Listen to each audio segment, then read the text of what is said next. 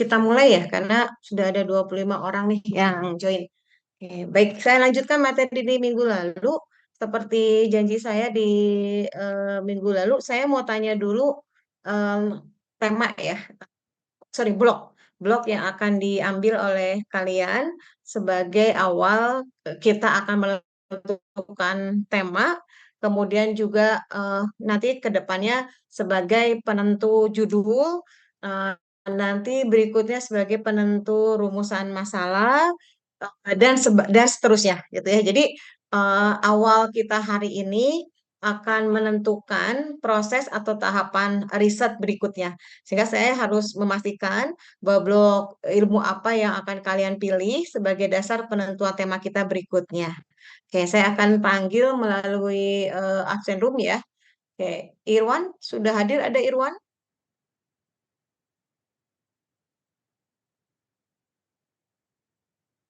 Irwan? Oke. Ajeng? Hadir, Bu. Oke, Ajeng, blok apa Jeng yang mau diambil? Oke, blok ilmu akuntansi sekali lagi kita di S1 akan memblokkan ke 5 blok ya. Yang pertama kalian sekali lagi boleh memilih di blok perpajakan, kemudian akuntansi keuangan, akuntansi manajemen, kemudian sistem informasi akuntansi, akuntansi pemerintahan, ya, kemudian akuntansi sektor publik. Oke, yuk silakan Jeng. Ajeng ngambil blok apa dulu Jeng? Eh, Sebetulnya masih bingung ya, Bu ya, mau ambil yang mana? Hmm? Apakah mau di akuntansi keuangan atau sistem informasi akuntansi? Kebetulan Ajeng di kantor itu sebagai bendahara pengeluaran pembantu. Mm-mm. Nah, kemarin tuh sambil cari-cari sih, Bu, sebenarnya masih mencari Mm-mm. masuknya ke yang mana gitu. Oke, berarti sampai hari ini belum dulu ya. Tapi nanti kalau nanti saya sudah menjelaskan materi, mudah-mudahan semakin membuka pilihan yang tepat ya Jeng ya. Ya, masih di antara dua itu sih, Bu. Oke, boleh. Tapi di minggu depan kelihatannya harus sudah minimal sudah sedikit memfinalisasi. Karena kalau misalnya kita nggak mulai menetapkan, nanti kesananya khawatir pekerjaan kita menumpuk di satu di satu langkah ya. Yang lainnya jadi tertunda ya. Ya, baik, Bu. Oke, Andi, gimana Andi? Iya Bu, Mm-mm. Andi apa Andi? kemungkinan sih akuntansi keuangan Bu. Oke, akuntansi keuangan ya. Saya tulis loh di sini ya, karena Kalau izin bertanya Bu, kalau boleh. ini harus related sama kerjaan nggak Bu? Sebenarnya gini, karena kalau kalian kan semuanya sudah pernah, eh, sebetulnya sebenarnya pernah menulis ya, walaupun eh, mungkin metode penelitian yang digunakan kemarin waktu kalian di D3 itu masih sangat sederhana di metode penelitiannya. Nah, bukan syarat sih, tips bagi saya, tips untuk menulis penelitian yang baik itu bukan di pilihan metodenya sebetulnya ya, tapi diawali dengan diri kita sendiri yang pertama. eh, oke, silakan, mangga, Davandika. Jadi yang pertama memang kita mampu atau tidak untuk menulis di bidang tersebut. Yang kedua, kalau kita sudah bekerja, ya memang sih saya kalau boleh menyarankan yang data-datanya relate ya, relate kemudian mudah kalian cari atau kalian kumpulkan. Nah, kalau kita memilih tema atau blog di mana tempat kita bekerja, mungkin itu sedikitnya membantu kita waktu kita mengumpulkan data. Begitu, Di. Tapi juga kami tidak melarang gitu ya kalau kalian akan menggunakan blok ilmu di luar dari pekerjaannya, dari pekerjaan relate dengan kalian. Gitu, Cindy. Ya berarti untuk sementara sih saya akuntansi keuangan ya Bu. Oke. Keuangan ya. Andi memang dari apa? Kebendaraan bukan? Eh, Kebetulan saya kerjanya sekarang di pengadaan barang jasa Bu. Oh, pengadaan barang jasa. Oke. Tapi dari kebendaraan kemarin, dari apa? Saya dari pajak. Oh, pajak. Oke. Eh, Ani? Ya, Bu. Apa nih? Izin, Bu. Sebenarnya sih Mm-mm. ada dua pilihan saya tuh. Mm-mm. Antara perpajakan atau sistem informasi. Mm-mm. Tapi kalau yang perpajakan itu sebenarnya tidak ada hubungannya sama pekerjaan sih, Bu. Mm-mm. Eh, ada sih hubungan, cuman nggak secara langsung. Mm-mm. Hmm, eh, pengennya mengupas masalah konteks. Nah, untuk Mm-mm. yang sistem informasi itu, eh, saya masih menimbang apakah itu bisa dijadikan skripsi atau enggak, Bu. Oke, yang sistem apa? Yang sistem itu, Temanya memang tentang apa?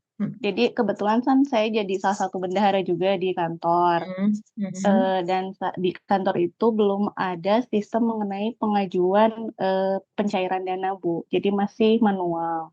Nah, itu tuh Mm. apakah memang cukup untuk dijadikan skripsi atau enggak ya, Bu? Kalau seperti itu. Oke. Eh, ini juga untuk yang lainnya ya. Jadi pertanyaan Ani mengingatkan saya ada hal yang belum saya jelaskan nih. Jadi skripsi di prodi akuntansi itu bisa dilakukan dengan berbagai macam cara ya. Yang pertama, skripsinya sendiri yang pada umumnya, nanti kita menulis skripsi, kemudian disidangkan dan sebagainya gitu ya. Yang kedua adalah skripsi di mana kita menyelesaikan penulisan skripsinya melalui publikasi atau mengirimkan artikel kita kepada jurnal-jurnal ilmiah. Nah, yang ketiga di akuntansi juga ada yang namanya skripsi by project. Nah, untuk mahasiswa yang biasanya mengambil tema di sistem informasi akuntansi, kemudian eh, tujuannya adalah membantu untuk merancangkan satu aplikasi sistem tertentu. Nah, itu kita masukkan ke dalam project work. Jadi kan karena di sana belum ada ya nih ya. Jadi kan di sana belum ada sistemnya. Nah, sehingga kita mencoba untuk membantu merancangkan sistem tersebut. Nah, itu masuknya project work. Boleh nggak? Boleh. Gitu. Oke, siap, Bu. Nanti dipertimbangkan Oh, nah, selanjutnya. hanya berarti produk akhirnya kalau kita pakai project work adalah ya aplikasi sistemnya gitu. Oke, siap, Bu. Nanti Ya, dipikirkan kembali. oke, Siap. oke. Eh, eh, Anissa, gimana Anissa? Saya, Bu, Gimana? Apa blognya, Sa? sebenarnya masih bingung ya, Bu. Cuman udah Mm-mm, ada kalau antara akuntansi sektor publik atau sistem informasi akuntansi. Karena kan mm, kebetulan yang SIPD ya, Bu, di iya, kerjaan. Jadi kan ada hubungannya sama akuntansi sektor publik gitu mungkin atau mau bahas ke sistemnya gitu, Bu. Masih bingung antara oke, dua itu sih, Bu. oke. Arif? Siap Bu, hadir Bu. Mm-mm. Gimana, Rik? Kalau saya kebetulan masih belum dapat yang pasti ya Bu, tapi Mm-mm, karena saya ini di bagian akuntansi dan pelaporan keuangan, eh, mm-mm, ada beberapa masukan dari atasan itu ambil di mm-mm. yang sesuai dengan saya kerjakan, karena saya menganalisis laporan keuangan BLU itu dari rumah sakit di bawah Mm-mm. Kementerian Pertahanan ya Bu. Oke. Nah, Mm-mm. antara itu atau sistem informasinya Bu, seperti itu mungkin. Oh, oke. Baik. Berarti antara keuangan ya dengan di sistem ya. Siap. Oke. Clever?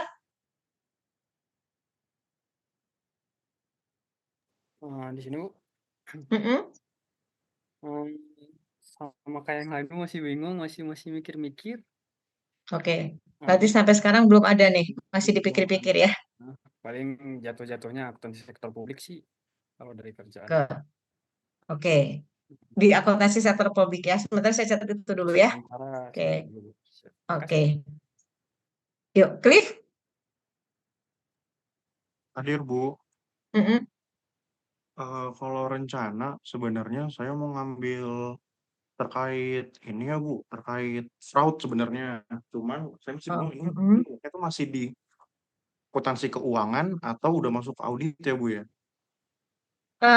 Fraud itu Fraud. tergantung nanti eh, kan gini, satu tema itu mungkin akan berkaitan dengan tema lainnya gitu ya. Mhm. Nah, kita akan melihat si tema yang lainnya apakah bersentuhan dengan keuangan atau di audit.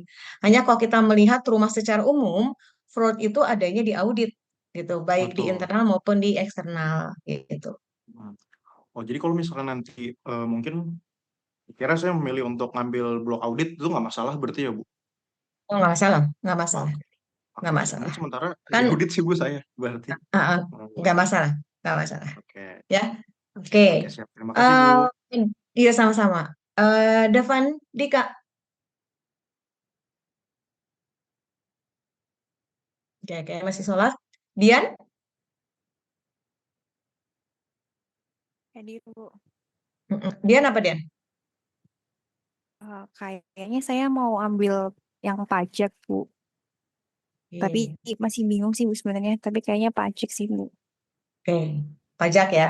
Oke, saya berarti ngerandom dulu nih, karena ternyata sampai dengan di Dian itu belum ada yang pasti 100% gitu ya.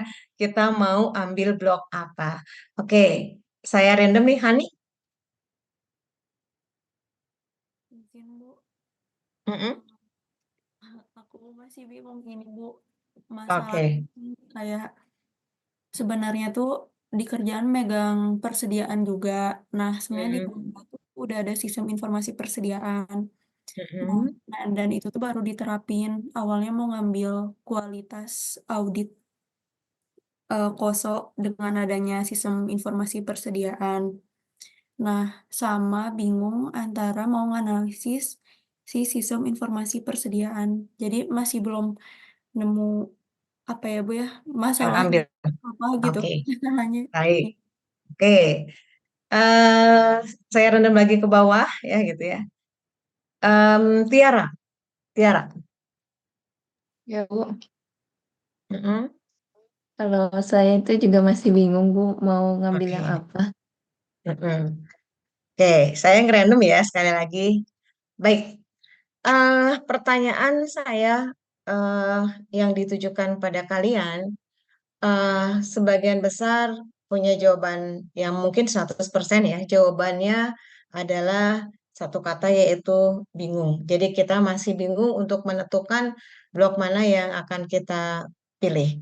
Kebingungan kalian tidak menjadi hal yang apa namanya menjadikan kelemahan kalian di mata kuliah metodologi awal ini, tapi masalah kalian adalah masalah yang memang generik dan umum terjadi saat seseorang yang baru belajar untuk menulis penelitian. Nah, saya tetap mohon maaf mengkategorikan bahwa Anda semua baru belajar apa namanya menulis penelitian karena sekali lagi tingkatan menulis di mohon maaf di strata S1, S2, S3, kemudian D3, D4 itu punya tujuan yang berbeda dengan skop yang berbeda ya.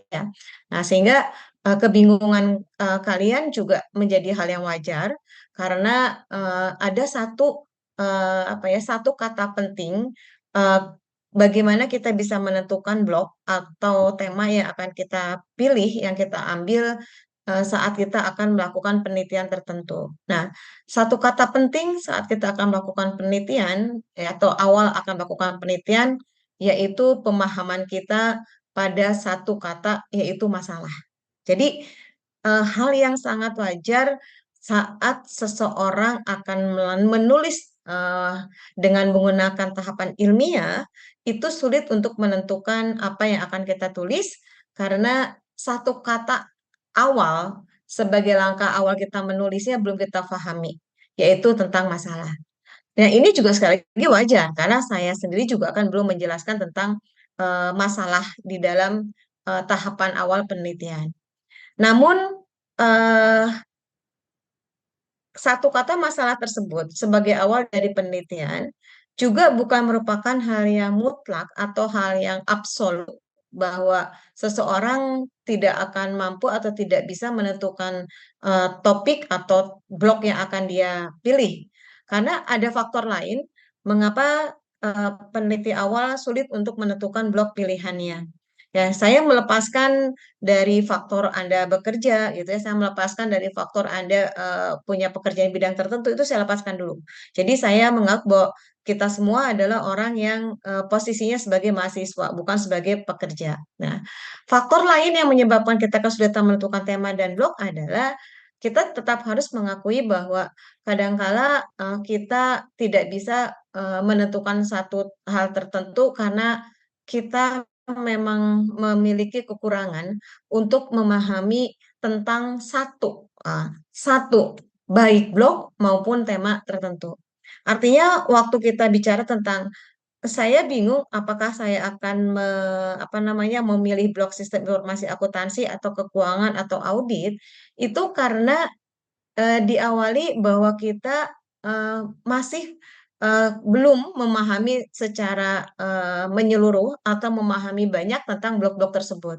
Sehingga ini juga menjadi faktor lain kenapa kita sulit ya untuk menentukan blok pilihan blok kita. Sekali lagi konteksnya saya melepaskan diri bahwa Anda sebagai pekerja. Jadi saya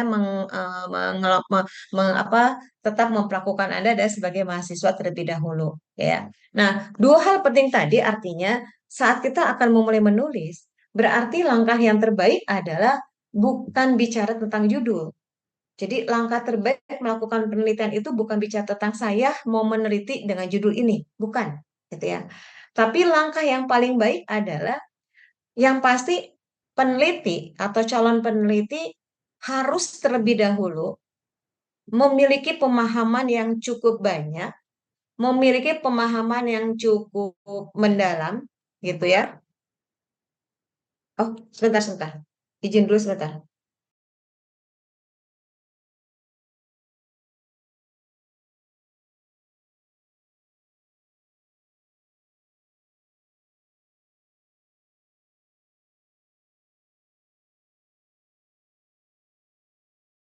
Oke, baik.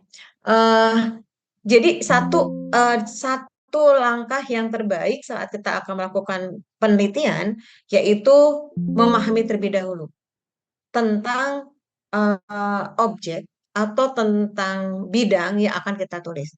Saya seringkali menganalogikan peneliti itu kan pada akhirnya harus membuat atau mempertanggungjawabkan apa yang dia teliti dalam bentuk laporan, ya.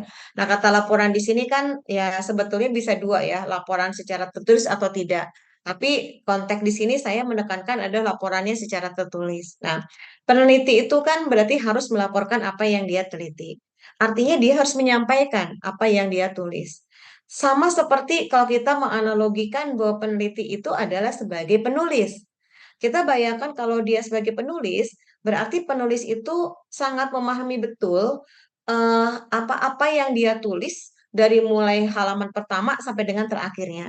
Jadi kalau kita membaca cerita, kemudian di situ ada pengarangnya, kemudian kita akan minta misalnya pengarangnya untuk menceritakan apa yang dia tulis, saya yakin nggak ada satu pengarang pun yang menceritakan isi bukunya dengan cara membaca buku tersebut, gitu ya.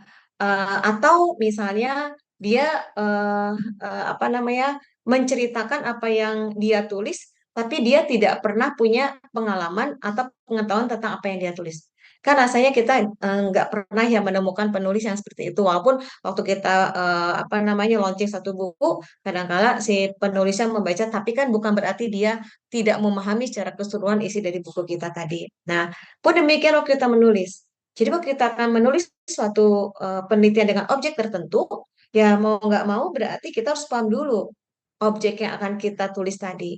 Nah, objek dalam konteks sehari-hari ini adalah berarti minimal blok tadi. Oke. Nah, yang kedua adalah kalau kita sudah logikanya kalau kita sudah memahami secara mendalam tentang objek atau blok yang akan kita teliti, berarti kan kita tahu banyak ya tentang blok yang akan kita teliti tersebut. Nah, pengetahuan kita tentang blok yang kita akan teliti itulah yang menggugah rasa keingintahuan yang lebih mendalam dari diri kita tentang objek kita. Sehingga pada saat kita punya keinginan yang mendalam tadi, muncullah pemikiran-pemikiran lain di dalam diri kita bahwa kita ingin mengembangkan blog kita tersebut melalui penelitian yang akan kita lakukan tadi. Nah, sehingga nggak mungkin rasanya kita bisa menulis dengan baik tanpa kita memiliki pengetahuan terlebih dahulu tentang apa yang akan kita tulis tadi. Nah, itu yang seringkali sekali lagi menjadi masalah saat kami sebagai pembimbing atau penguji menguji atau membimbing mahasiswa. Nah, waktu dia menulis tentang A, kemudian kita berdiskusi tentang A, seringkali mereka tidak mampu menjawab banyak tentang A. Padahal kan mereka menulis tentang A tersebut. Nah, mengapa pada akhirnya mereka nggak bisa menjelaskan itu semua? Ya balik lagi di awal. Karena waktu dia nulis, diawali dengan pemahaman dia tentang judul. Harusnya kan nggak, gitu ya. Harusnya diawali dengan pemahaman dia tentang objek atau tentang tema atau tentang blog yang akan dia teliti tadi. Oke. Nah, sehingga waktu kita sudah paham blog tadi, gitu ya, kita bisa akhirnya menentukan ada masalah apa nih, gitu ya. Ada hal apa yang menggugah rasa keingintahuan kita tentang blog kita tadi. Sehingga menuntun kita untuk mencari tahu bagaimana penyelesaian masalah yang terjadi pada blok ilmu yang kita teliti ini. Nah, sehingga langkah terpenting di dalam riset berdasarkan pada konsep buku atau berdasarkan pada pemahaman mengenai tahapan penelitian ilmiah yang baik, itu sudah pasti harus diawali dengan adanya objek yang akan kita teliti, yaitu blok tadi. Yang kedua adalah apakah di blok yang kita teliti tadi ada masalah yang perlu kita selesaikan atau tidak. Karena meruntun pada penjelasan saya di minggu lalu tentang riset, itu adalah upaya mencari kembali gitu ya, pengetahuan, upaya menguji kembali pengetahuan yang sudah ada, berarti rasanya logis kalau kita melakukan tahapan penelitian yang pertama itu diawali dari adanya masalah. Nah, sehingga hari ini ya kita akan berbicara tentang masalah. Nah, mudah-mudahan sesudah saya menerangkan materi tentang masalah, ini membuat Anda lebih paham bagaimana nanti Anda akan pasti menentukan blok pilihan Anda. Oke. Nah, memang saya berharap bahwa pilihan blok Anda hari ini atau di minggu depan itu sudah pasti sebagai blok pilihan Anda saat nanti Anda juga mengontrak seminar usulan penelitian. Kalau saya nggak tahu nih ya Pak Bani, apakah mengontrakkan Anda semua proposal di semester ini atau di semester depan? Oke, saya kurang tahu. Yang pasti saat nanti Anda mulai menulis skripsi, metodologi hari ini bisa Anda lanjutkan sebagai bahan Anda untuk menulis skripsi kita ke depan. Oke, izin share bahwa materi hari ini kita akan bicara tentang masalah gitu ya. Namun sebelumnya perlu saya ingatkan kembali bahwa tahapan riset atau tahapan penelitian di dalam satu buku riset metode penelitian bisnis yang dikemukakan oleh Sekaran, beliau menyatakan beberapa tahap di dalam penelitian ilmiah jika kita menggunakan metode kuantitatif. Oke, jadi pada dasarnya metode atau cara melakukan penelitian itu ada dua ya. Jadi metode atau cara melakukan penelitian itu pada dasarnya ada dua. Yang pertama, kita bisa memilih menggunakan metode kuantitatif gitu ya. Yang kedua adalah metode kualitatif. Jadi cara itu berarti kan di dalamnya ada prosedur ya, ada alam. Nah, cara untuk melakukan penelitian itu ada dua. Bisa menggunakan cara kuantitatif, bisa menggunakan cara kualitatif. Nah, yang saya sampaikan di slide depan ini, sementara saya menjelaskannya adalah tahapan riset jika kita menggunakan metode kuantitatif. Oke, mengapa? Karena metode kuantitatif adalah cara di mana kita melakukan penelitian dengan tujuan kita ingin menguji tahap ke-5, yaitu menguji hipotesis. Jadi, bedanya penelitian kuantitatif dan kualitatif itu adalah di metode kuantitatif kita mengenal yang namanya hipotesis. Tapi kita tidak akan mengenal hipotesis jika kita menggunakan cara kualitatif, gitu ya. Nah, hal lain yang membedakan antara metode kuantitatif dan kualitatif selain dari tujuannya adalah data. Jadi kalau data yang nanti akan kita kumpulkan, kemudian data yang akan kita olah, data yang akan kita jadikan dasar untuk menyimpulkan, itu berbentuk angka, berarti metode kita adalah kuantitatif. Tapi jika data yang kita kumpulkan adalah kalimat, ya, kemudian statement, gambar, uraian, nah itu bisa kita kategorikan sebagai penelitian kualitatif. Oke, nah berarti di slide ini sementara saya menjelaskannya menggunakan metode kuantitatif. Oke, lantas apa perbedaan nanti nih di tahap metode si kualitatifnya, gitu ya? Di tahapan ini juga bisa saya singgung sedikit perbedaannya di kualitatif. Yang pasti di kualitatif kita tidak akan menemukan tahap kelima sekali lagi, yaitu tidak akan ada generation of hypothesis karena memang dia tidak menguji hipotesis di metode kualitatif. Tujuannya bukan menguji hipotesis, tapi ingin memberikan makna, ingin memberikan gambaran tentang bagaimana blok atau tema yang kita teliti. Jadi sampai di situ, gitu ya. Nah, kita mulai di tahap pertama penelitian yang baik itu adalah diawali dengan yang namanya observasi. Oke, jadi tahap penelitian yang paling baik itu baik di metode kuantitatif maupun kualitatif itu diawali dengan observasi. Oke, nah observasi itu sebenarnya luas ya bicara observasi, bukan sekedar bisa disandingkan dengan kata pengamatan, gitu ya. Tapi observasi di sini lebih daripada pengamatan itu sendiri. Karena kan kalau pengamatan berarti asumsi kita bahwa kita harus mengamati secara langsung. Pada observasi di sini bisa kita mengamati apa yang ada di sekitar kita secara langsung, gitu ya. Atau kita mengamati apa yang ada di sekitar kita secara tidak langsung. Oke, misalnya begini.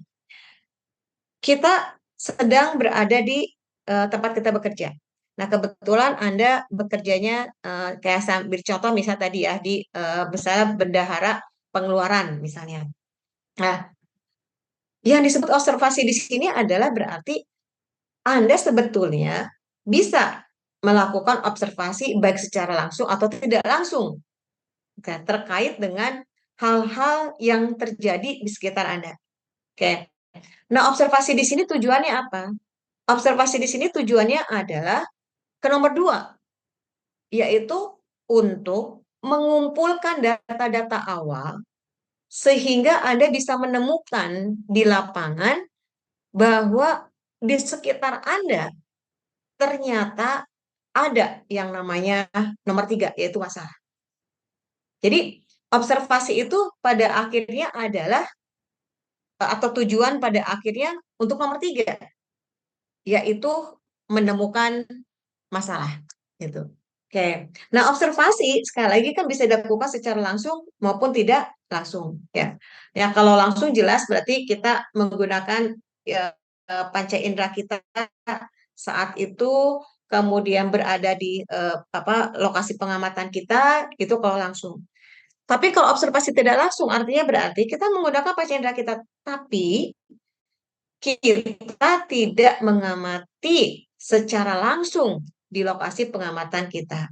Oke. Misalnya, kita bicara korteks. Bagi saya kan tidak berada secara langsung, ya, melihat bagaimana teman-teman di di kantor perpajakan atau di Direktorat Perpajakan gitu ya, menerapkan aplikasi ini. Oke, tapi saya mampu mengamati secara tidak langsung. Misalnya melalui berita, surat kabar, ya, informasi, seminar, dan sebagainya. Nah, ternyata walaupun saya tidak mengamati secara langsung, saya bisa menarik dan bisa mengumpulkan informasi banyak hal tentang korteks tersebut gitu ya. Oke, saya izin dulu ya, ini ada azan dulu karena nanti apa namanya berbenturan. Izin dulu sebentar, saya ini dulu ya.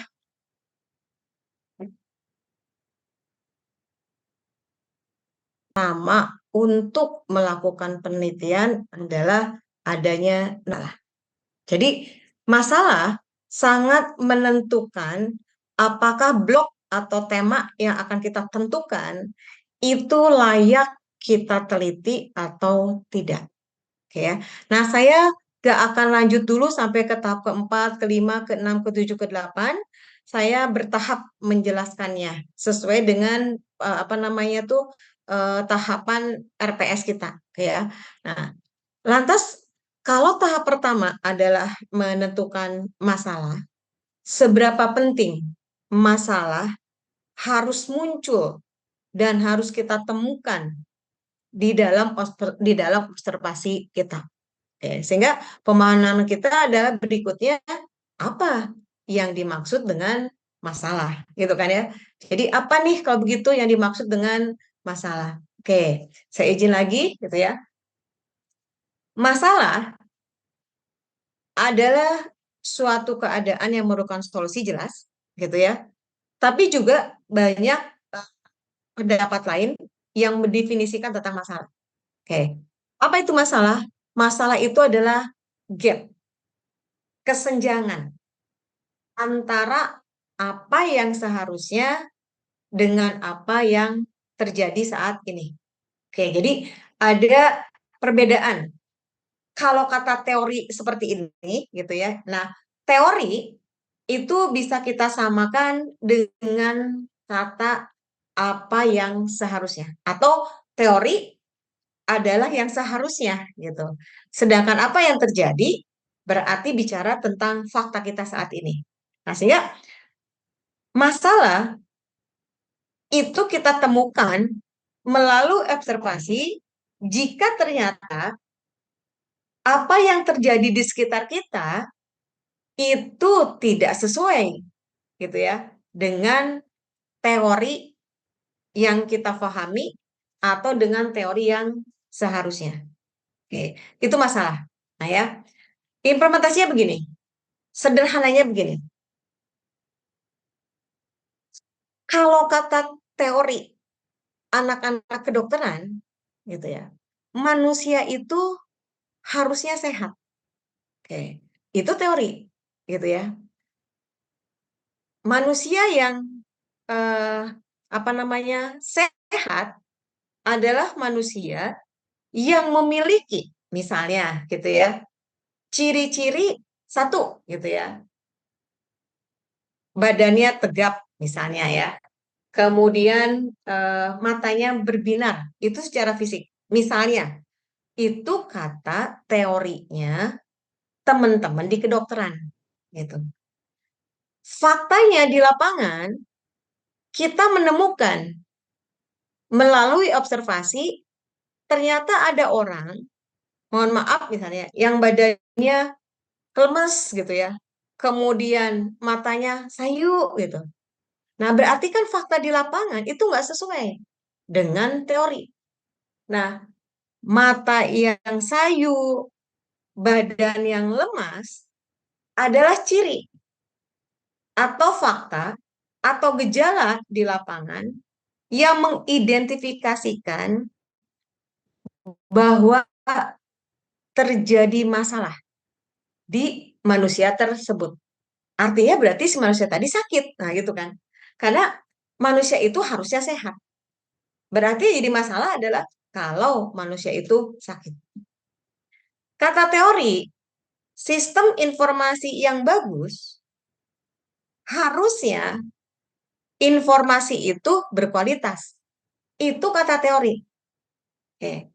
Fakta di lapangan, apa yang terjadi di lapangan, ternyata kita menemukan ada informasi-informasi yang belum berkualitas. Nah, itu adalah masalah. Jadi kalau kita nggak menyimpulkan. Jadi kalau kita ingin menggunakan kata lain bicara tentang masalah, masalah itu sebetulnya gampang kalau kita mengucapkan, gitu ya. Masalah itu berarti kondisi yang berbalik dengan kondisi yang seharusnya. Sakit adalah masalah. Informasi tidak berkualitas adalah masalah. Terjadinya fraud adalah masalah. Wajib pajak tidak patuh adalah masalah, gitu. Kemudian audit tidak berkualitas adalah masalah. Kemudian kinerja perusahaan yang menurun adalah masalah. Nah, sehingga masalah kadangkala menjadi suatu kondisi yang memang tidak baik karena tidak sesuai dengan yang seharusnya, gitu. Nah, saat kita menentukan blok kita tadi, yakini dulu oleh kita bahwa di blog kita yang akan kita tulis tadi, kita menemukan fakta itu gitu. Kita menemukan gejala yang kita observasi tadi bahwa di sekitar kita ada kondisi yang tidak sama dengan yang seharusnya sesuai dengan blog kita. Sektor publik misalnya, bicara tentang misalnya penerimaan daerah. Seharusnya kan penerimaan daerah itu naik. Ideal banget bahwa penerimaan daerah itu harus naik. Faktanya, nah itu maksudnya. Kenyataannya, ternyata penerimaan daerah kita itu menurun. Nah, sehingga kita boleh menyimpulkan bahwa di dalam blog kita terkait dengan penerimaan daerah itu memang ada masalahnya. Ya. Nah, sehingga kita memang nggak pada akhirnya juga tidak bisa gitu ya menentukan blog atau tema hanya sekedar kita mengerti dan paham tentang tema atau blog kita. Tapi langkah berikutnya adalah apakah di blog yang akan kita pilih tadi di sekitar yang kita amati itu memang ada masalahnya atau ada kondisi di mana kondisi tersebut tidak sama dengan yang seharusnya menurut teori. Oke. Penemuan atau identifikasi masalah merupakan tahap yang paling sulit. Nah, ini. Jadi, bukan hal yang mudah untuk menentukan satu kalimat bahwa objek kita atau blog kita ada masalah. Itu bukan hal yang mudah, ya. Mengapa? Karena waktu kita meyakini berdasarkan pada observasi bahwa di dalam pengamatan kita itu ada masalah, statement kita tersebut, gitu ya, harus didukung, harus dilengkapi oleh fakta-fakta atau gejala-gejala yang kita sebut fenomena. Jadi kalau kita bilang ada masalah nih di objek kita tentang kepatuhan wajib pajak, apa masalahnya? Ada wajib pajak yang belum patuh.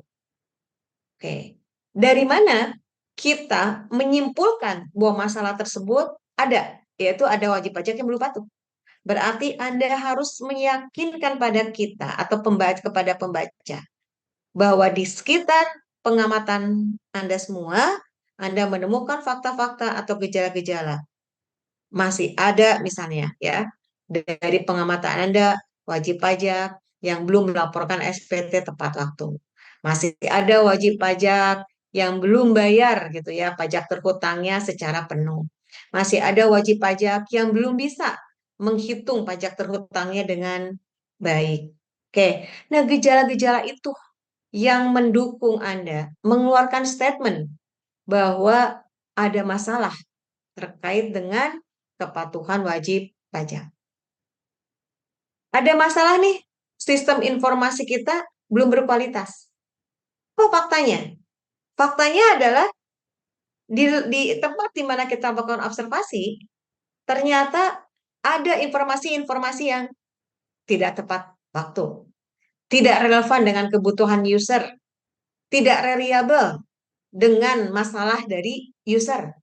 Nah, fakta-fakta atau fenomena-fenomena atau gejala-gejala itulah yang apa namanya membuat Anda yakin bahwa itu adalah masalah. Silakan, Yudhistira. Izin Ibu, Boleh. apakah terdengar dulu suaranya saya, Bu? Oke, kedengar. Silakan. Ya, izin bertanya, Bu. Saya masih agak bingung mengenai teori ya, Bu. Kalau dari PPT ini kan teori itu apa yang seharusnya terjadi dan apa yang terjadi itu fakta. Dari contoh yang Ibu sampaikan tadi itu contohnya, tadi Ibu bilang bahwa idealnya itu penerimaan hasil daerah itu meningkat, seharusnya meningkat. Tapi pada kenyataannya malah turun. Ya, Berarti kan teorinya itu seharusnya penerimaan hasil daerah bisa naik. Tapi betul. bagaimana kalau kondisinya misalkan dibalik, Bu? Seharusnya penerimaan hasil daerah itu turun dalam kondisi katakanlah COVID atau bencana alam gitu. Tapi faktanya malah naik. Itu termasuk masalah juga nggak, Bu? Oke, Kemudian gini. teori ini tuh dasarnya apakah dari dasar hukum atau dari dasar penemuan orang lain atau asumsi atau apa? Seperti apa, Bu? Oke, Seperti itu, Bu. oke, baik. Kata yang seharusnya adalah kondisi yang paling ideal menurut saya. Artinya begini. Pada saat kita bicara tentang konteks apa yang seharusnya, nalar dan logika kita juga kan harus membenarkan, gitu ya. Artinya begini, logis nggak sih kalau penerimaan itu harusnya naik? Itu sesuatu yang logis nggak? Bahwa penerimaan, apalagi konteksnya adalah penerimaan dalam bentuk pendapatan, itu logisnya harusnya naik. Dibandingkan logisnya harusnya turun, gitu maksud saya. Saya yakin semua pola pikir manusia kan meyakini hal yang sama kalau pendapatan itu harusnya naik. Oke, nah logis kita dulu gitu ya. Artinya secara nalar saya secara pribadi, saya membenarkan kalau idealnya pendapatan itu harus naik. Oke, nah waktu logis saya membenarkan bahwa pendapatan itu harus naik, ternyata kalimat yang saya sampaikan, persepsi yang saya kemukakan, pikiran yang ada di dalam kepala saya tersebut ternyata sesuai dengan apa yang juga dikemukakan oleh orang lain lagi, orang lain lagi, orang lain lagi. Nah, kebenaran yang diterima secara utuh gitu ya, dan kebenaran ini memberikan manfaat bagi manusia itu adalah teori gitu. Jadi waktu kita bicara pendapatan itu seharusnya naik, itu sudah diuji bahwa pendapatan yang seharusnya itu adalah naik gitu. Jadi pendapatan yang naik itu adalah yang benar karena sudah teruji secara terus-menerus. Nah, pendapatan yang naik adalah yang benar itu adalah statement dari teori. Ya. Tapi kan statement itu sudah teruji gitu ya, artinya sudah diuji, dibuktikan kebenarannya dan sebagainya gitu. Nah, jadi kalau sampai di lapangan misalnya kita menemukan bahwa ternyata seharusnya pendapatan itu menurun. Bagi saya itu bukan kata seharusnya gitu ya. Berarti kan artinya ada penolakan teori. Nah, kalau dia menolak teori tersebut, pertanyaannya adalah apakah kalimat yang menunjukkan bahwa penurunan pendapatan tersebut sudah terbukti kebenarannya? Nah, itu yang harus kita pertanyakan. Gitu. Nah, kemudian yang berikutnya adalah teori itu berdasarkan apa? Gitu kan? Kalau saya tadi sudah sepintas ya, Yudhistira menjelaskan.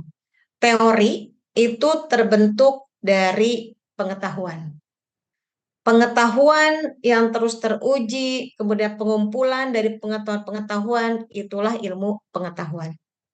Nah, ilmu pengetahuan yang terus diuji, kemudian terus dikembangkan, terus dibuktikan kebenarannya, kemudian ternyata kebenaran itu terbukti, lahirlah yang disebut dengan teori.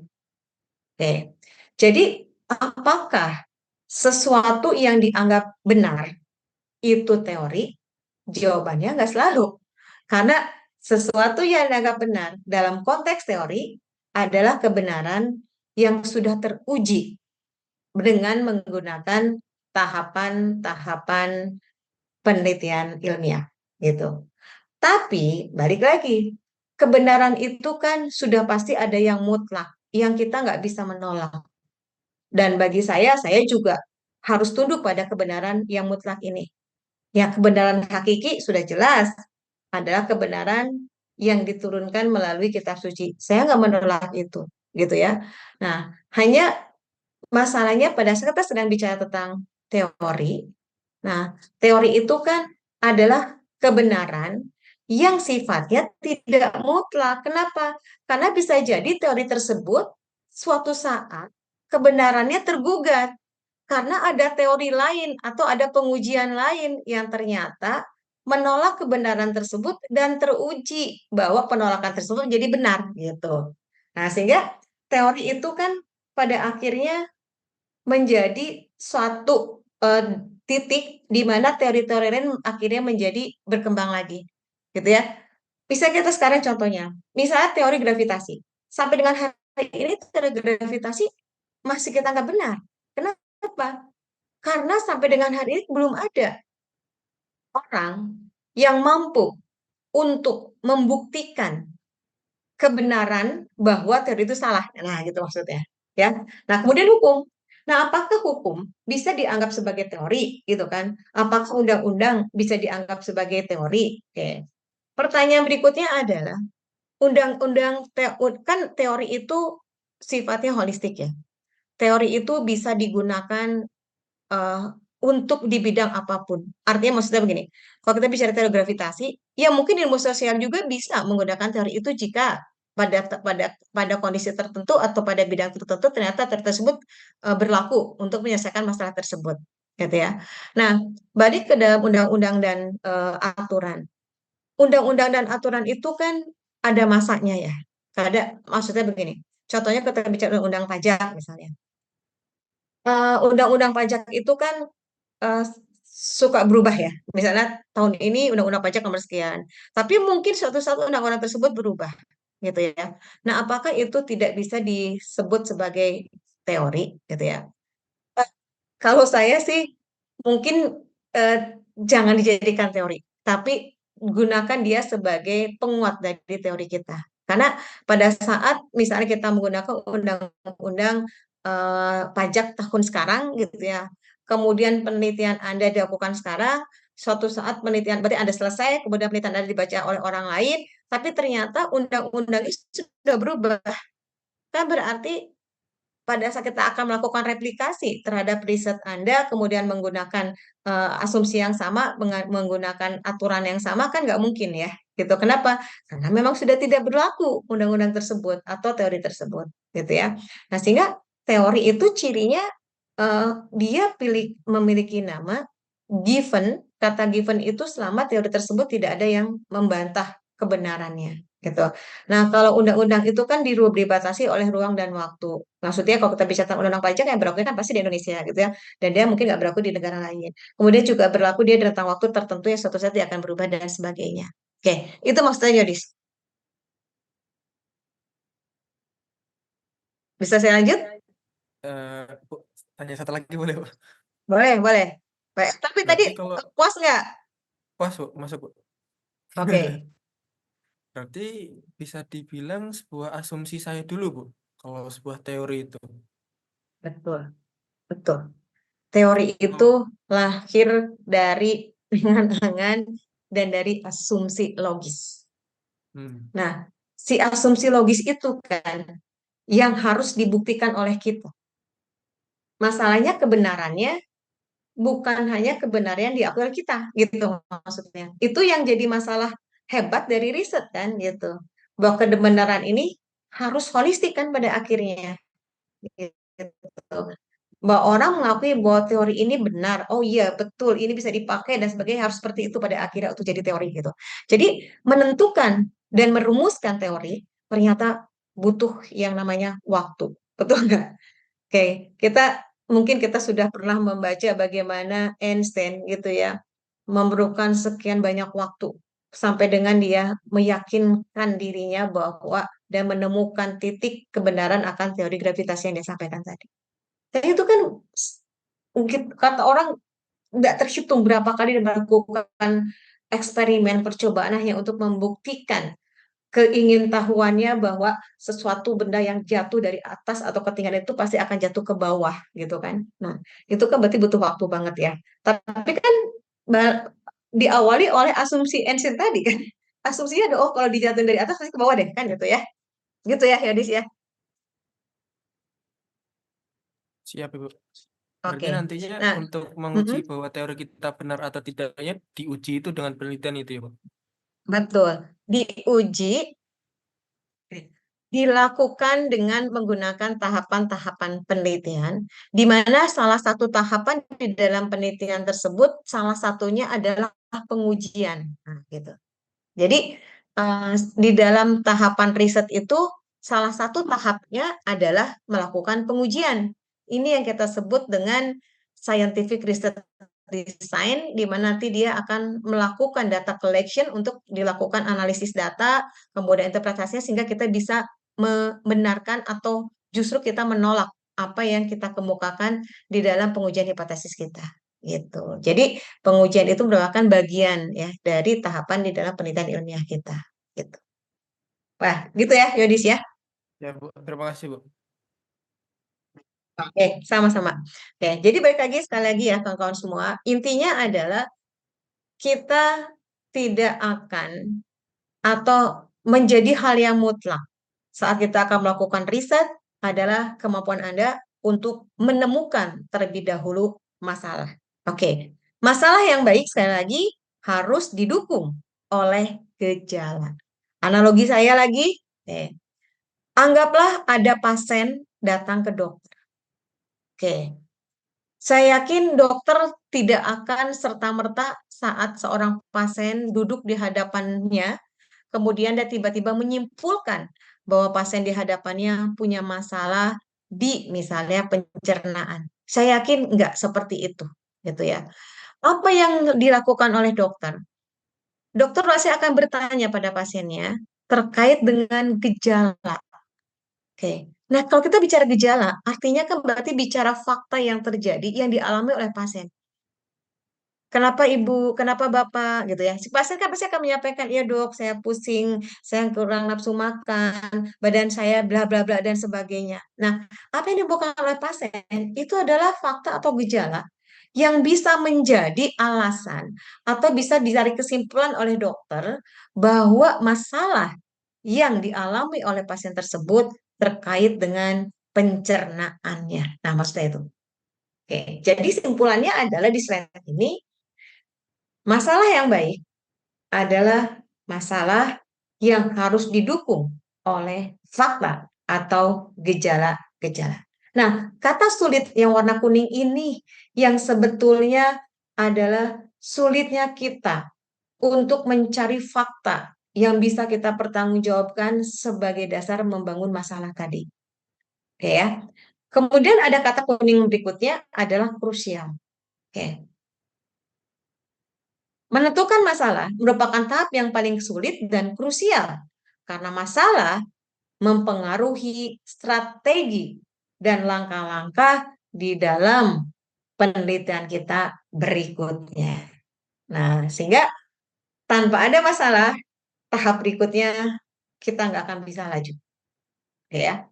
Nah, dalam satu riset tertentu disampaikan, kalau seorang peneliti mampu menemukan masalah terbaik, setengah dari tahap penelitiannya dianggap selesai.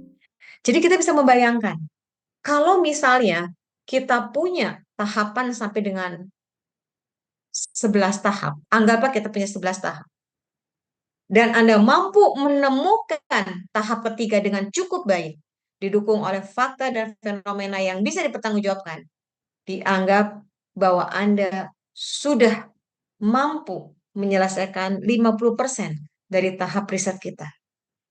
Oke, berarti begitu fantastisnya, benar nggak? Dan begitu krusialnya yang disebut dengan masalah tadi. Oke ya. Nah, masalah berarti pada dasarnya merupakan bagian dari tahap riset. Nah, untuk apa masalah?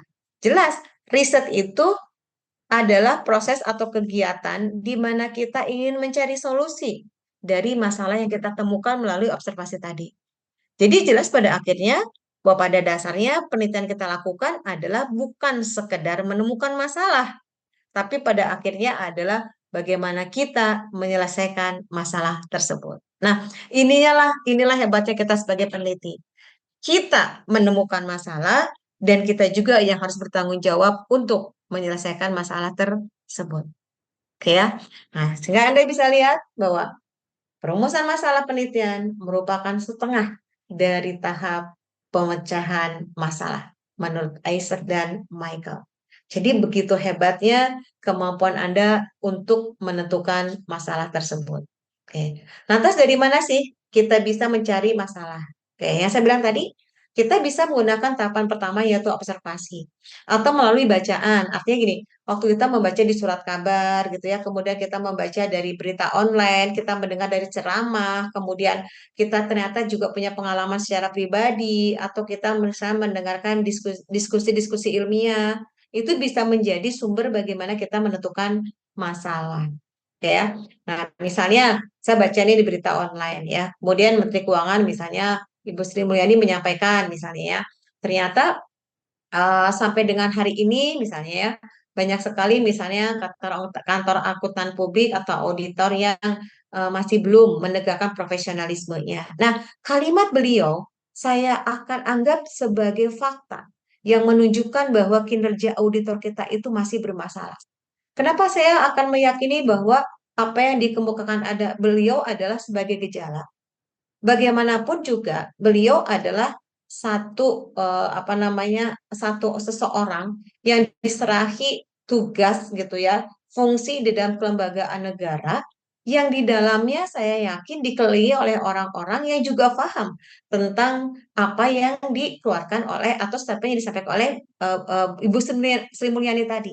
Kan nggak mungkin beliau menyampaikan kalimat yang tanpa berdasarkan pada fakta juga gitu maksud saya gitu ya. Nah, misalnya lagi gitu ya. Kita mendengar statement atau kalimat misalnya dari menteri misalnya pemberdayaan perempuan misalnya. Di Indonesia masih terlihat. Nah, itu bisa kita jadikan sebagai fakta atau gejala yang menunjukkan bahwa ada kondisi gitu ya di perempuan-perempuan Indonesia itu bermasalah. Nah, itu adalah cara kita bagaimana kita mencari masalah selain melakukan observasi. Oke, ya. Nah, ini sumber masalah lainnya menurut sekarang bisa based on organization, artinya Anda melakukan observasi di mana Anda misalnya anggaplah kalau Anda bekerja di tempat Anda bekerja berarti Anda melakukan observasi di tempat Anda bekerja. Kalau misalnya mahasiswa reguler pagi dia belum bekerja, kemudian dia dapat permit, dapat izin untuk melakukan riset di satu organisasi tertentu, kemudian dia melakukan observasi, ya berarti dia juga mencari atau menemukan sumber masalah based on organization atau tadi bisa based on topik dari literatur ya, bisa melalui buku jurnal, kemudian dari tugas-tugas orang lain, makalah, seminar, publikasi dan sebagainya ya. Oke. Ini bisa saya lewat ya. Oke. Ini juga mungkin saya lewat. Nanti Anda bisa bisa membaca karena pada dasarnya pendekatan untuk menentukan masalah itu ya bisa kita lakukan secara formal maupun non formal sebetulnya ya. Jadi ada yang formal, ada yang informal. Oke, bisa dari pengalaman itu juga bisa sih sebetulnya. Hanya mungkin kalau kita bicara pengalaman ini juga yang perlu diperhatikan baik-baik ya. Selama kita merasa bahwa belum menjadi orang yang punya pengalaman cukup baik, rasanya mungkin kita juga boleh mempertimbangkan apakah statement kita bisa kita pertanggungjawabkan sebagai dasar bahwa ini adalah gejala atau fenomena, ya. Nah, kemudian eh, kesalahan yang biasanya muncul saat kita menentukan masalah adalah yang pertama, seringkali kita menentukan masalah tanpa adanya data. Yang saya bilang tadi. Jadi kita bilang ada masalah terkait dengan penerimaan pajak yang semakin menurun. Tapi kita nggak punya data bahwa jumlah penerimaan pajak penghasilan itu memang menurun ya. Nah, ini yang seringkali kita beberapa penelitian mahasiswa gitu ya, seringkali tidak disupport oleh data tadi. Ya. Kemudian seringkali masalah yang kita angkat itu adalah masalah yang sangat terlalu umum sehingga dikhawatirkan menjadi masalah yang ambigu. Jadi memang sebaiknya masalah itu spesifik gitu ya. Nah, kemudian kita sering juga menemukan masalah di mana masalah-masalah itu tanpa kita telah sebelumnya. Jadi artinya masalah yang kita angkat ini enggak kita kaji lebih jauh gitu dari penelitian-penelitian sebelumnya. Atau kadangkala kita menentukan masalah dari tema-tema yang sebetulnya sudah tidak memberikan kontribusi banyak saat ini. Ya misalnya kalau kita bicara teks amnesti gitu ya kan itu walaupun pernah terjadi tapi kan hasilnya kurang memberikan kontribusi pada permasalahan kita saat ini karena memang sudah nggak ada gitu ya. Nah sehingga carilah kemudian tentukanlah tema atau topik yang memang merupakan tema atau topik terkini. Karena pada akhirnya jika kita menentukan tema atau topik yang up to date dan terkini, itu pasti kita akan menemukan banyak sekali fakta yang terjadi saat ini. Juga kita bisa pada akhirnya memberikan kontribusi yang cukup berarti. Karena memang sedang berkembang saat ini, gitu ya. Nah, tema atau topik-topik apa saja yang saat ini menjadi perhatian besar di seluruh dunia, yang pasti adalah tentang sustainability, keberlanjutan. Kata berlanjutan berarti bukan sekedar bicara tentang keberlanjutan private sektor atau publik sektor, tapi kita sedang bicara tentang keberlanjutan planet kita, people kita, kemudian kesejahteraan kita, gitu ya. Nah, itu semua kan dirangkum dalam SDGs ya, Sustainability Development Goal yang digaungkan oleh United Nations untuk semua negara bahwa kita saat ini fokus gitu ya harus punya perhatian yang cukup tinggi terhadap 17 kriteria SDGs yang dicanangkan oleh PBB termasuk kita Indonesia sehingga penelitian-penelitian saat ini yang sedang berkembang hampir semuanya atau sebagian besar mengarah pada tema-tema yang berkaitan dengan sustainability dengan 17 kriterianya. Ya kita orang akuntansi juga sebetulnya boleh berada di ranah itu. Tapi kita boleh memilih di kriteria nomor berapa nih, gitu ya.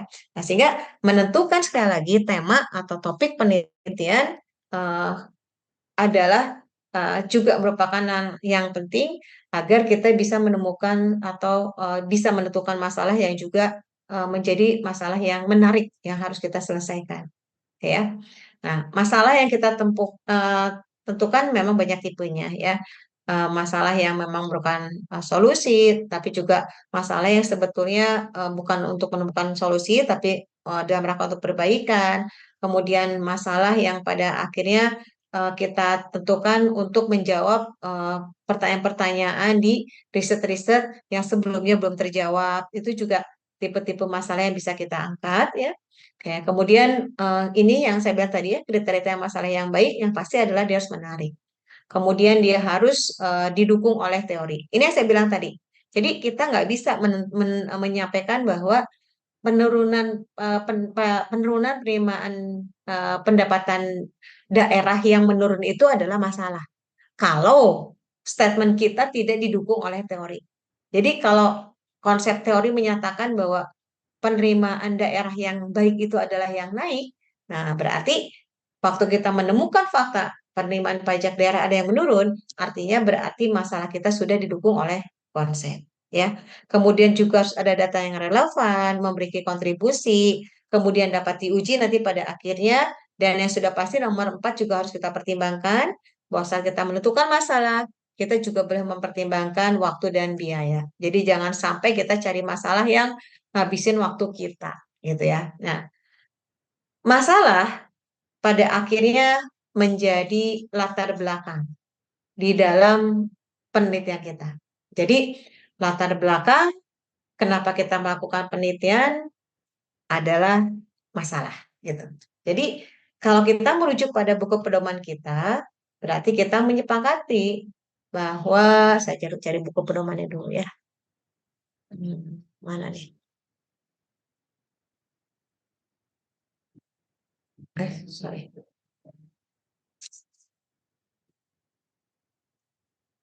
Kalau nggak salah saya buku pedomannya udah dibagi ya ke kalian ya.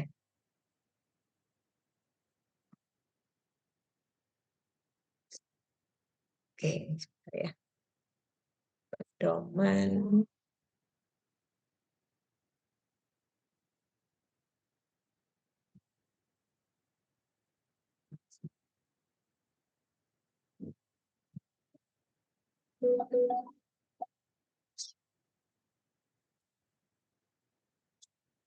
Oke, nah ini ya. Jadi kalau kita merujuk pada buku pedoman ini, berarti kita akan apa mulai berpikir atau mulai merancang sedikit tulisan-tulisan kita terkait dengan eh, outline di dalam usulan penelitian kita, yaitu 3 bab yang sudah sampaikan di awal ya, waktu kita pertemuan pertama di bab 1. Jadi latar belakang kenapa kita melakukan penelitian adalah masalah tadi. Berarti kapan dan di mana kita akan menulis tentang masalah, yaitu ada di 1.1. Ya. Nah, waktu kita bicara tentang latar belakang penelitian, berarti kita bicara tentang fakta, gejala, fenomena yang meyakinkan diri kita bahwa objek atau tema atau blok yang kita teliti itu layak kita teliti. Oke, nah sementara itu penjelasannya. Ada yang perlu didiskusikan dulu terlebih dahulu sebelum saya lanjut?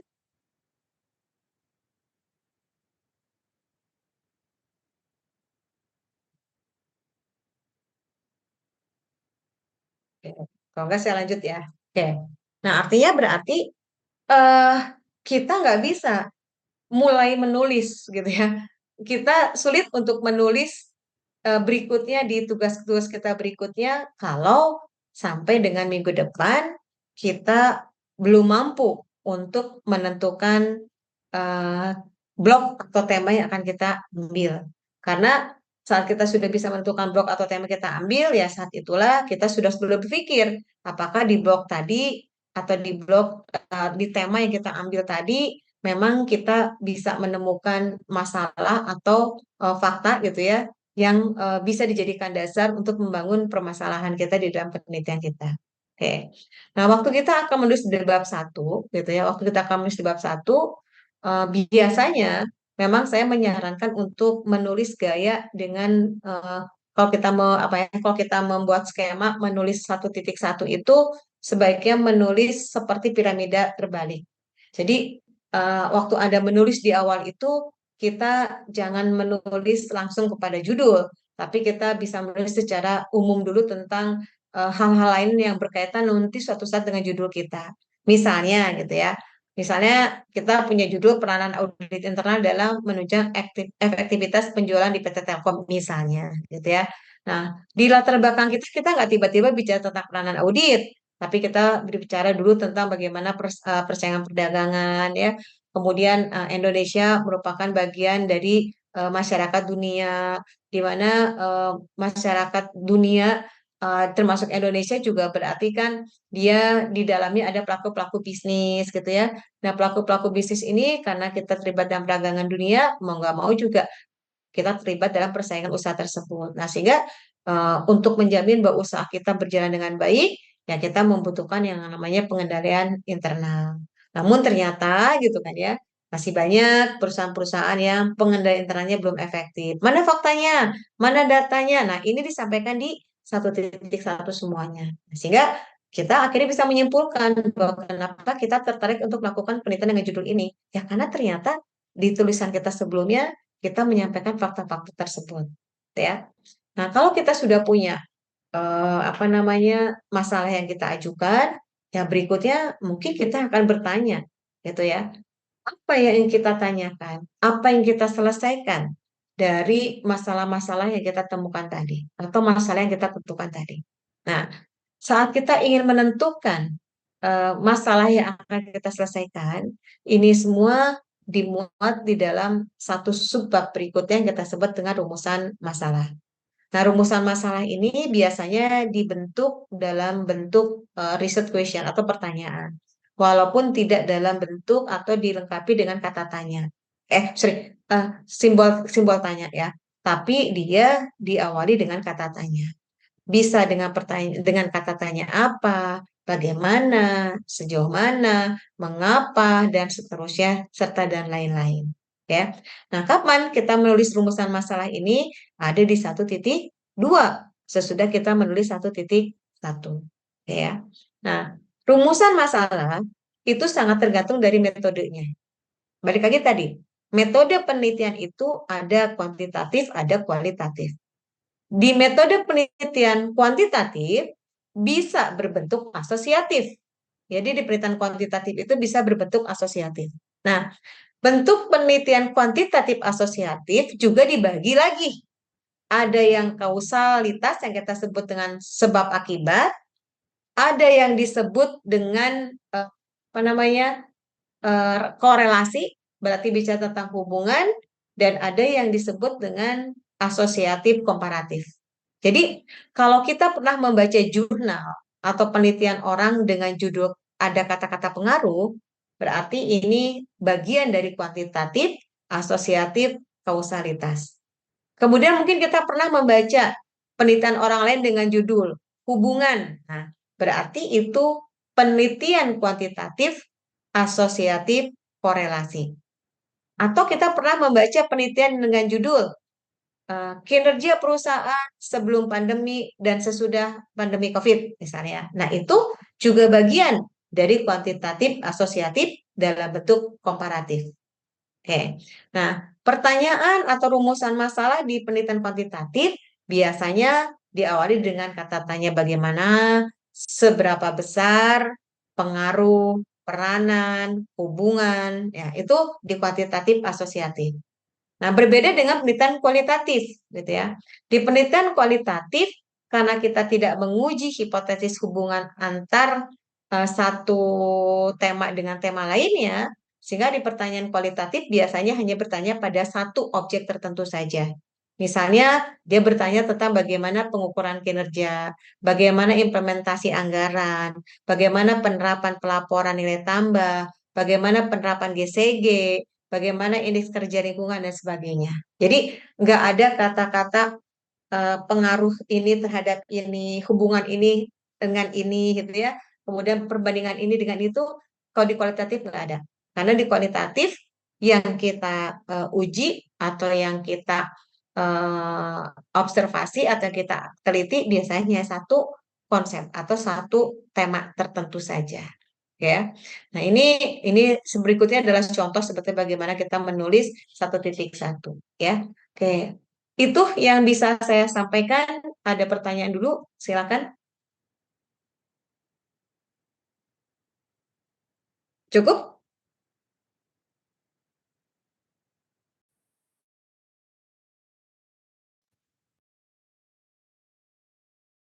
Bu, izin. Silakan. Ya, tadi sepertinya saya jalan Bu ya yang terkait topik untuk apa penelitian ya. Oke. Mungkin kalau untuk gambarannya saya bakal mengambil topik audit sih Bu, kemungkinan. Karena kebetulan saya bekerja di bidang audit di inspektorat, jadi apa relevan dengan pekerjaan saya gitu Bu. Oke. Atau mungkin pilihan lainnya terkait sistem informasi atau apa akuntansi Bu gitu. Oke, tapi tadi udah paham ya bagaimana maksudnya bagaimana kita menentukan tema atau nanti kan dari tema jadi judul ya gitu. Menentukan tema kita sehingga kita nanti bisa menemukan masalah tadi. Yang terpenting itu. Ya, jadi waktu kita menentukan tempat di mana kita akan melakukan observasi, berarti di saat itu juga kita sudah berpikir bahwa tempat di mana kita melakukan observasi tersebut kita mampu menemukan adanya masalah di sana. Jangan sampai lupa itu, ya. Baik Bu, ya terima kasih Bu. Oke, terima kasih Bu. Oke, ya Pak ya. Oke, kamu jauh di Bontang ini. Iya Bu, di Bontang Bu. Oh, jauh ya Pak. Saya sepupu banyak di Bontang dan di Sangatta. Oh, dekat aja itu, Oh Bu. iya, ya dekat ya. Ya. Kebetulan banyak saudara di Balikpapan dan Samarinda juga saya. Oh iya Tapi iya. saya asli Sunda loh ya, saya asli orang Sunda. Kebetulan aja ada yang merantau ke sana ya. Oke, Oh, boleh ya, Dapa ya, silakan siap ya. Bu, siap. Makasih Bu. Oke, silakan ada lagi. Artinya minggu depan tugas kita sudah beranjak lagi ya, teman-teman. Bukan sekedar tema, tapi beranjak apa masalah dari tema kita. Nah, jadi udah itu. Kalau sehari ini kita tema, berarti minggu depan kita sudah bicara tentang apa masalah dari tema kita. Kalau dapat tadi bilang misalnya saya mau angkat audit internal ya kalau nggak salah tadi ya, audit internal di inspektorat. Temanya apa? Jadi audit internal adalah blok. Tapi kan di dalam audit internal itu banyak tema-tema yang bisa kita angkat. Misalnya kita bicara tentang misalnya kinerja auditor internalnya, mengangkat tema tentang misalnya kompetensi audit internalnya gitu ya, mengangkat tema tentang kualitas pelaporan auditor internal. Nah, itu tema. Nah, dari tema mohon untuk bisa membangun masalah. Sekali lagi, bukan sekedar kalimat, tapi apakah masalah kita didukung oleh fakta atau tidak yang kita sebut dengan fenomena gejala tadi. Oke, bisa dipahami ya tugas minggu depan ya. Karena nanti kalau Anda sudah bisa itu berarti Anda harus sudah mulai menulis 1.1, yaitu latar belakang penelitian. Oke, silakan ada lagi? Saya belum Oh lihat iya, chat nih. Oh boleh, mangga. Silakan izin Bu. ya. Mau ya, silakan, Pak. Nah, maaf ini kan apakah kita ada apa Google Classroom-nya Bu? eh saya kemarin tuh sempat ke Prodi ya tanya, saya bilang yang kelas saya sudah ada LMS-nya belum? Saya bilang. Mereka bilang udah Bu, tapi di saya belum ada. Saya bilang karena saya mau kirim materi lewat LMS. Saya bilang begitu. Eh, Baru tadi tuh saya ngobrol sama Prodi. Kalau misalnya belum ada di LMS-nya, berarti saya mau buat GCR sehingga materi mau saya simpan di GCR semua. Saya bilang gitu. Prodi bilang, oke Bu, nanti kita lihat besok ya Bu, mudah-mudahan karena di administrasi prodinya ada, tapi di lab di saya nggak ada gitu. Di portal sayanya nggak ada di dosen. Kayak kalaupun nanti nggak ada, saya akan tetap buat GCR-nya ya. Nanti boleh diingatkan saya ya. Oke, baik. Oke, Makasih Bu. oke, sama-sama. Oke, silakan ada yang lain lagi? Cukup. Sekali lagi mohon maaf ya catatan untuk metodologi hari ini adalah saya minta Anda semua memang sudah bisa memastikan blok apa yang akan Anda pilih. Saya berharap apa yang menjadi tugas metodologi kita di semester ini tidak menjadi hal yang percuma, tapi bisa Anda lanjutkan untuk mengontrak seminar usulan penelitian, baik di semester ini maupun semester depan. Ya, jadi Anda nggak 2 kali kerja gitu maksud saya biar target Anda lulus di 1 tahun itu bisa tercapai. Dan ini yang saya lakukan strategi waktu saya di prodi lalu gitu ya. Jadi di angkatan pertama kawan-kawan Anda semua tuh di angkatan 2 3 kan bisa semua selesai di tahun ini gitu ya. Dan setahun 1 tahunnya selesai. Karena memang saya mempolakannya begitu. Gitu ya. Oke. Baik. Kalau nggak ada, karena Anda harus masuk ke sesi perkuliahan berikutnya, kita juga sudah di jam 19:55. Kita selesaikan perkuliahan kita sampai dengan jam sekian ya. Oke, baik. Sekali lagi, tugas Anda minggu depan adalah blok, tema, masalah. Jadi 3 tuh ya. Blok, tema, masalah, dan gejalanya. Oke, baik itu saja. Selamat mencari masalah ya, dan selamat menentukan tema yang terbaik. Oke, mudah-mudahan tidak ada lagi perubahan sehingga kita bisa lanjut di tugas berikutnya menyusun bab 1. Oke, boleh. Mohon izin desain materinya. Baik. Kalau nggak salah, kalian udah punya grup kelas belum ya? Sudah Bu. Ada Bu. Ya. Oke, saya udah kirim ya ke siapa Joshua ya? Siapa? Saya kirim materi. Ada deh perwakilan apa namanya kelas kalian.